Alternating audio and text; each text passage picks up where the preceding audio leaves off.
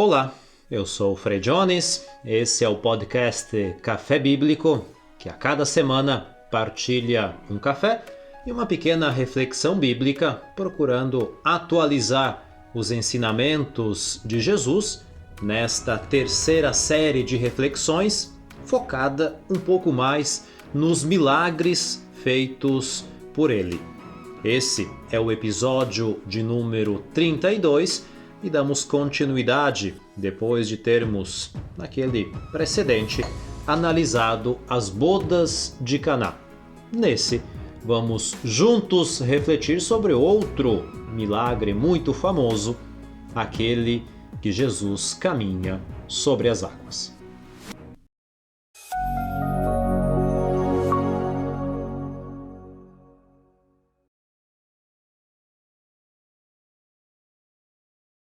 A proposta é sempre a mesma: ler o texto, evidenciar alguns pontos interessantes e procurar trazer esse milagre feito por Jesus para os nossos dias.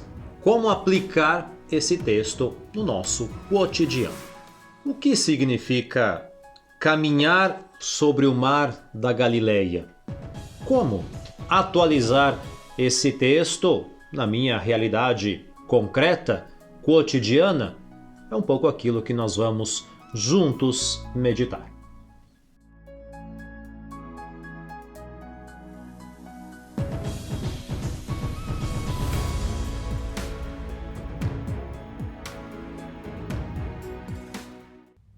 Evangelho segundo Mateus, capítulo 14, versículos 22 a 33.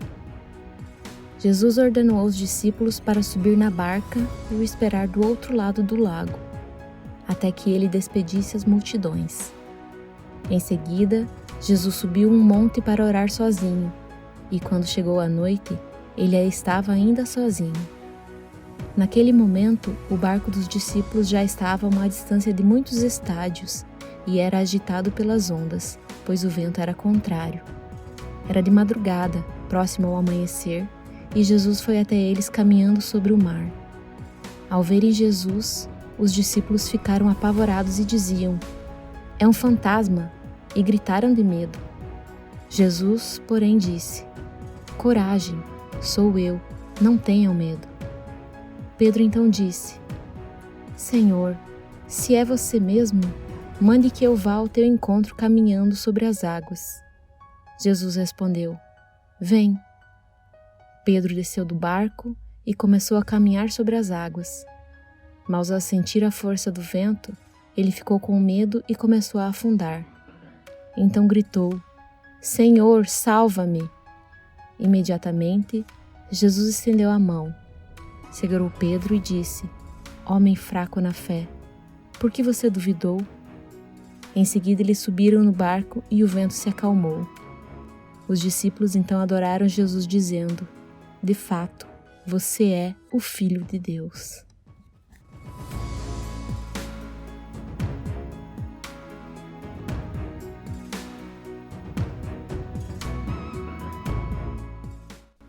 O que mais te chamou a atenção nesse texto? Por que será que Jesus caminhou à noite, no meio de uma tempestade, em direção aos discípulos? O que será que ele queria indicar aos pescadores, indicar a cada um de nós? Prepare o seu café e vamos juntos reler um pouco o texto, partilhar a nossa reflexão, para que tudo isso possa também ocorrer na nossa vida, no nosso cotidiano, no nosso concreto. Os estudiosos costumam dividir os milagres de Jesus em dois grupos. De um lado, os milagres naturais, aqueles feitos na natureza. Começamos no podcast anterior com as bodas de Caná, a transformação da água em vinho. Hoje, damos continuidade a esses milagres naturais quando Jesus caminha sobre a água. O segundo grupo é aquele que os estudiosos chamam de curas, quando Jesus faz o milagre para uma pessoa ou para um grupo de pessoas. Quando ele, por exemplo, curou um cego, um surdo, mudo, um leproso, um paralítico, pessoas que haviam limitações corporais e que, graças a um milagre de Jesus, a algo extraordinário, recuperam ou readquirem uma plena capacidade. O milagre não é algo isolado. Alargando um pouco a nossa perspectiva, no Evangelho segundo Mateus, João Batista tinha sido decapitado e Jesus imediatamente vai com seus discípulos para o outro lado do lago, aonde não tinha a jurisdição de Herodes. E ali ele faz algumas pregações, muitas pessoas estão à volta dele e tem a multiplicação dos pães. Chega no fim da tarde, Jesus despede um pouco essa multidão e diz para os seus discípulos fazer o caminho de retorno. Vão para o outro lado do lago, enquanto eu fico aqui, sozinho. E naquela noite, ele se coloca em oração. Então já temos um primeiro elemento interessante. Os discípulos retornam e Jesus resta. Eles tinham ido juntos para aquele lado, mas na hora do retorno, Jesus decide ficar. E os discípulos agem naturalmente. Pegam o barco, ou os barcos, e voltam para o outro lado do lago. Esse lago, que era atravessado pelo Rio Jordão, que depois continua descendo e chega até o Mar Morto, tinha muitos nomes. Lago de Tiberíades, dado pelos romanos, Lago de Genezaré, que era uma das cidades que estavam à margem, ou era chamado até de Mar da Galileia, mas era um lago de água doce que tinha mais ou menos aí uns 20 quilômetros de extensão por mais ou menos uns 12 de largura. Muitos dos discípulos eram pescadores, conheciam bem aquela região e tantas vezes Jesus atravessou esse lago, fez pregações, milagres. O lago faz parte do ministério de Jesus.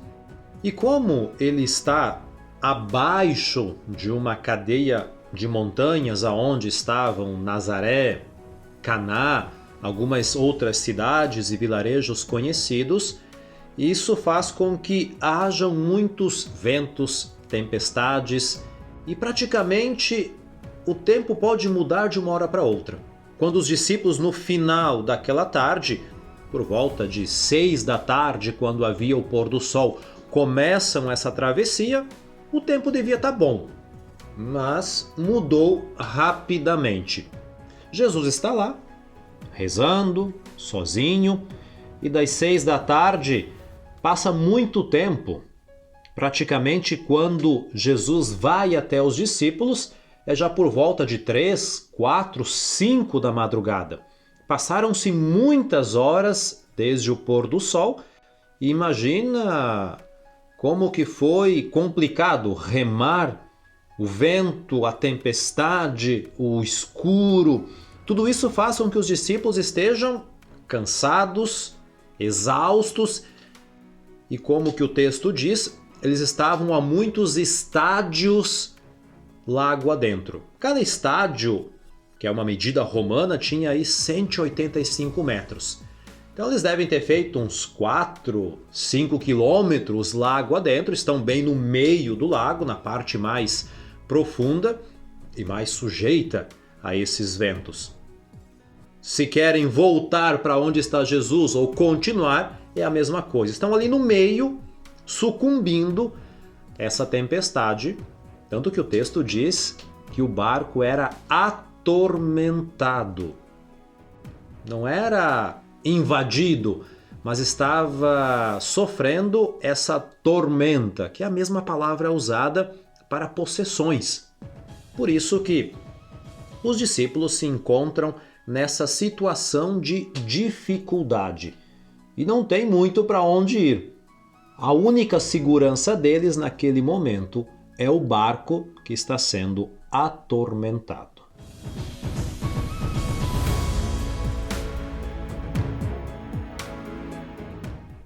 E aqui acontece o milagre. Depois de umas 8 horas mais ou menos que eles tinham começado essa travessia, Jesus vai até eles. Vamos se colocar na situação desses pobres discípulos. Cansados, no escuro, com medo, e vem alguém no meio de um lago caminhando sobre a água.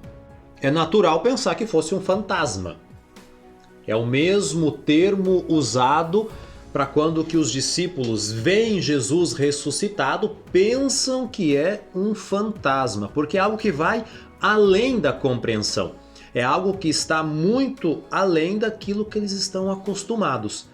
Eu também, nessa situação, ficaria com muito medo, iria gritar pensando que fosse um fantasma, alguma coisa nesse sentido, e eles ficaram sem reação.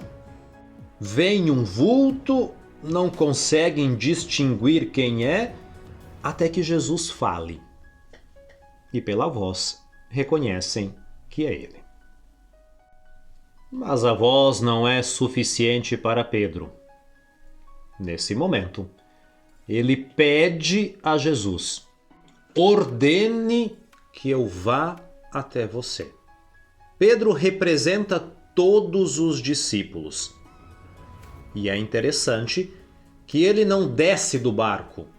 Ele pede para Jesus que ordene que o mesmo que Jesus está fazendo, que ele também possa fazer. Imaginem um pouco essa cena. Ele desce do barco, caminha e afunda. Qual das duas palavras, qual dos dois verbos, qual das duas ações te chama mais atenção? Quando você imagina esta cena, o que te vem primeiro em mente? Pedro caminhando ou Pedro afundando? Aquilo que acontece com Pedro foi um sucesso, ou seja, ele caminhou, Jesus o salvou e os dois retornaram ao barco. Ou foi uma falência? Pedro caminhou pouco, afundou pela sua pouca fé, e se não fosse Jesus ali, talvez a sua vida terminasse naquele momento. Retomo a pergunta: qual das duas ações vem primeiro na tua mente quando você imagina aquela cena? Pedro caminhando ou Pedro afundando? Nesse texto, nós temos, na verdade, 3 milagres. Jesus caminha sobre as águas, Pedro caminha sobre as águas, e no fim, quando os dois retornam ao barco, a tempestade é calmada. O vento para e volta à situação de paz e tranquilidade para completar aquela travessia. É um mix de milagres em uma narração só. Não podemos nos concentrar somente sobre Jesus caminhando nas águas. Temos também Pedro e a tempestade que é acalmada. Quando Jesus caminha sobre a água, nesse milagre natural, ele está demonstrando o seu controle sobre a natureza. Mas é também um gesto simbólico, porque o milagre não é só mostrar: eu sou Deus, o Filho de Deus, eu posso tudo, eu posso caminhar sobre a água. Se eu quisesse, eu saía voando, eu desaparecia, eu transformava as pedras em pães, lembrando um pouco o episódio das tentações no deserto. Aquilo que Jesus demonstra aos discípulos e a cada um de nós é o domínio sobre o mal. Porque no início, a água é um elemento negativo. Na narração, na meditação sobre a criação em Gênesis 1, acontece a divisão das águas para que haja um ambiente onde a vida é possível. Nós temos também a água do dilúvio, a água do Mar Vermelho.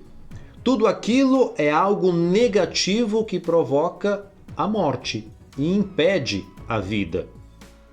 Nós teremos Também aquela narração onde Jesus diz a Pedro: você vai ser um pescador de homens, tirar as pessoas de um ambiente negativo, trazer para fora onde é possível respirar e ter vida. A água, portanto, representa o mal.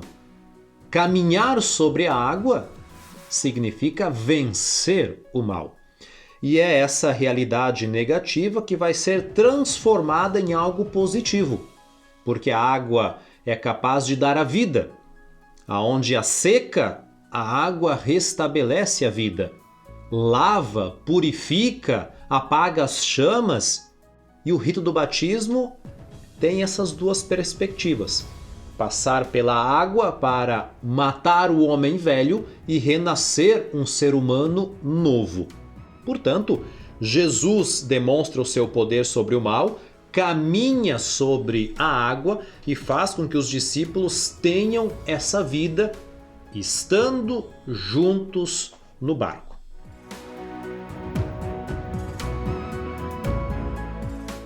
Procurando, portanto, trazer esse texto ao nosso dia a dia, a nossa preocupação não deveria ser aquela de tentar caminhar sobre a água e não afundar, mas sim dominar o mal.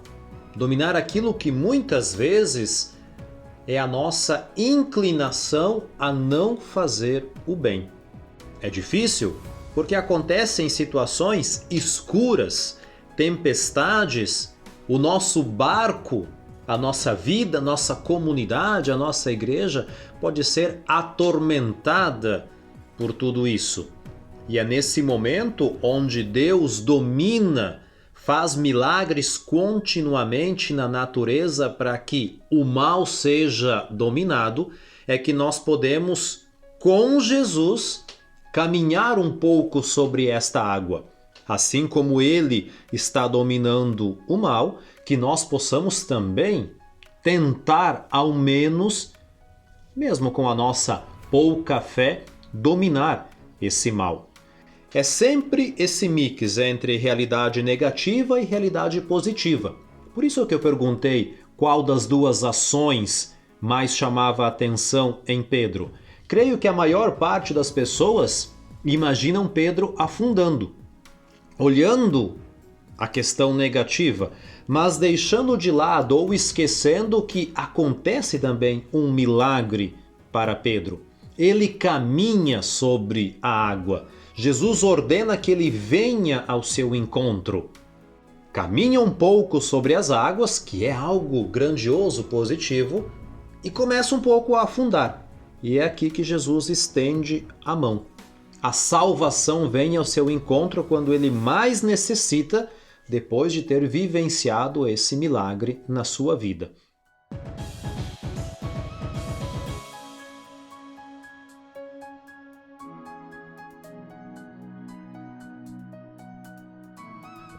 As considerações finais são justamente essas: saber balancear situações negativas e positivas, caminhar sobre a água dominando o mal e, quando afundamos, que não conseguimos dominar esse mal, pedir que Deus venha ao nosso encontro, nos socorra, estenda a sua mão, nos leve a um ambiente seguro, a um barco mesmo atormentado, para que essa tempestade passe e a travessia chegue ao seu término. Não é fácil perceber certos milagres na nossa vida.